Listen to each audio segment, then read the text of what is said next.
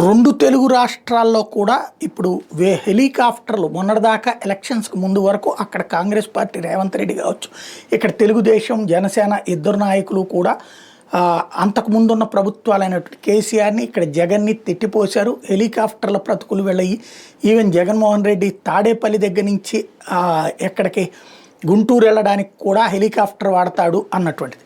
తర్వాత ఇప్పుడు వాళ్ళు అదే వాడుతున్నారు, ఇప్పుడు చంద్రబాబు గారు అదే వాడుతున్నారు. ఇప్పుడు 3 హెలికాప్టర్లు 3 స్పెషల్ ఫ్లైట్ల లాగా ఉన్నది. ఇక్కడ చంద్రబాబు నాయుడు, లోకేష్, తర్వాత పవన్ కళ్యాణ్ ఎవరికాళ్ళు ప్రత్యేక విమానాలు ప్రత్యేక హెలికాప్టర్లు తిరుగుతూ ఉన్నారు. వాళ్ళ పర్యటనలన్నీ కూడా లేదా వాళ్ళ వ్యక్తిగతమైనటువంటి అయినా సరే ప్రత్యేకించి ఇప్పుడేమీ వ్యక్తిగతం వేరు ఇది వేరు అన్నటువంటి రూట్ ఏం లేదు. కాకపోతే అప్పుడప్పుడు సంబంధించి వాళ్ళకి ఎంత సాయం చేశారు వీళ్ళకి ఎంత సాయం చేశారని ప్రొజెక్ట్ చేస్తారు, అవే నడుస్తుంది.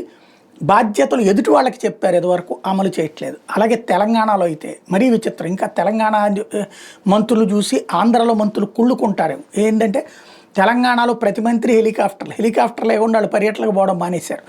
ఈ రేవంత్ రెడ్డి ఇబ్బంది అంటే రేవంత్ రెడ్డి ని కంట్రోల్లో పెట్టేశారు, లేదా రేవంత్ రెడ్డి కూడా వీళ్ళతో ఎందుకు వచ్చిన గొడవ అని చెప్పేసి హెలికాప్టర్లు వదిలిపడేశాడు. ఇప్పుడు ఎవరెక్కడికి పోవాలన్నా హెలికాప్టర్లే, కనీసం 3-4 హెలికాప్టర్లు ఎంత అద్దెలు కడుతున్నారో తెలియదు.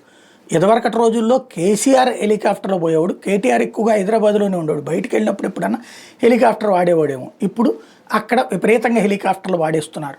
అలాగే పద్దాక ఆ ప్రత్యేక విమానాల్లో ఢిల్లీ పోతా ఉన్నటువంటి పరిస్థితి ఉంది. ఓవరాల్గా ఈ విమానాలని అద్దెకిచ్చే హెలికాప్టర్లు అద్దెకిచ్చేటటువంటి సంస్థలు కొంతమంది బడా రాజకీయ నాయకులకు సంబంధించిన వాళ్ళు బాగుపడుతున్నారు, వాళ్ళు లాభపడుతున్నారు. అదే సందర్భంలో ఇప్పుడు మీడియా ఒక్కసారిగా నోరు మూసేసుకుంది. వీళ్ళ ఈ లెక్కలు రాయదు, అదే కేసీఆర్ ఉన్నప్పుడు రాశారు, జగన్ ఉన్నప్పుడు రాశారు, అదే స్పెషాలిటీ అనమాట.